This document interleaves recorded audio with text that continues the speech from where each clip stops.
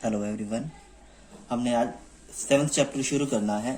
7th chapter में आपने निकालना है डिस्टेंस। डिस्टेंस कैसे निकालना है? देखो, डिस्टेंस का मतलब क्या होता है? डिस्टेंस का आप पहले मतलब जान लो।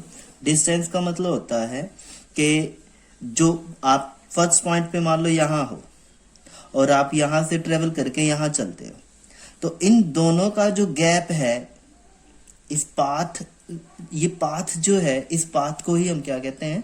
डिस्टेंस कहते हैं। मान लो यहाँ जो था वो क्या था जी? 0 किलोमीटर था, और यहाँ क्या हो गया? यहाँ कितना हो गया? 4 किलोमीटर हो गया। तो डिस्टेंस कितना हुआ? डिस्टेंस हुआ आपका 4 किलोमीटर।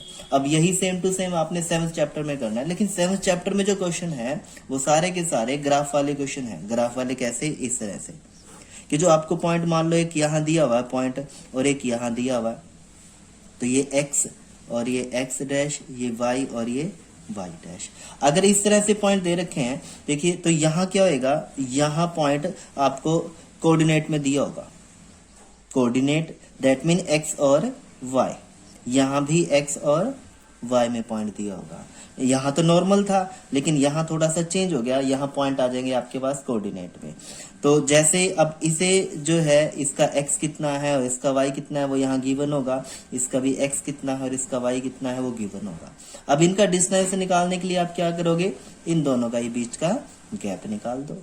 ठीक है, तो क्या आ जाएगा? डिस्टेंस आ जाएगा। ये पॉइंट कहीं भी हो सकता है, यहाँ हो सकता है, अब तो माइनस में आ जाएगा, यहाँ हो जाएगा, माइनस में हो जाएगा, चेंज हो जाएगा। ठीक है, ये पॉइंट कहीं भी हो सकते हैं। अगर प्लस माइनस में आते हैं तो ऑब्वियसली बात है उसने इसकी फर्स्ट कोऑर्डिनेट से क्वाड्रेंट से किसी दूसरे क्वाड्रेंट में कोई पॉइंट दिया होगा।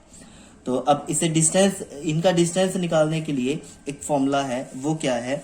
जैसे कोई लाइन है, तो इसका पहला पॉइंट आपको ए दिया है, ये आपको दिया है बी। अगर आपने इसका डिस्टेंस निकालना है तो इसके डिस्टेंस के लिए उसने कोऑर्डिनेट दे रखे होंगे एक्स वाई में। ओके जी। अब ये जो एक्स वाई में कोऑर्डिनेट होंगे, ये आप ऐसे लिखोगे, जो फर्स्ट कोऑर्डिनेट है उसे 1 और सेकंड वाले को भी ऐसे x1 और y1, और ऐसे ही ये बन जाएगा x2 और y2। तो ये कोऑर्डिनेट बन गया आपके पास x1 y1 x2 y2। तो हम जो डिस्टेंस निकालेंगे वो लिखेंगे A B, distance between A and B. तो हम ऐसे लिखते हैं ए बी। अच्छा, इस ए बी का भी कई बार बच्चे कंफ्यूज हो जाते हैं कि जी ये जो ए बी है इसका मतलब क्या है, ये कैसे किया है जी? तो ये ए बी लिखने का क्या मतलब है? ऐसे बी ए नहीं लिख सकते, तो आप लिख सकते हो, कोई मैटर नहीं करता। लेकिन बस ये ऐसा हो जाता है, थोड़ा सा आपने थोड़ा सा ध्यान रखना है कि जो ए बी है, अगर आपने ए बी डाला है तो ए जो है वो x1 y1 होगा, और जो बी है वो क्या होगा? x2 y2 हो जाएगा। अगर आप बी ए डाल देते हो तब भी कोई फर्क नहीं आएगा, आंसर सेम आएगा। बस आपने ध्यान रखना है जो उसके पॉइंट हैं वो थोड़े चेंज कर लेने हैं। यानी कि हम इसे फर्स्ट पॉइंट मान रहे हैं ना, तो ये x1 y1 और ये x2 y2 बन जाएगा। ओके, तो अगर हम ए बी निकाल रहे हैं तो ए बी निकालने के लिए क्या हो जाएगा? देखिए, ए बी के लिए under root of x2 minus में x1 और y2 माइनस में y1, इस तरह से।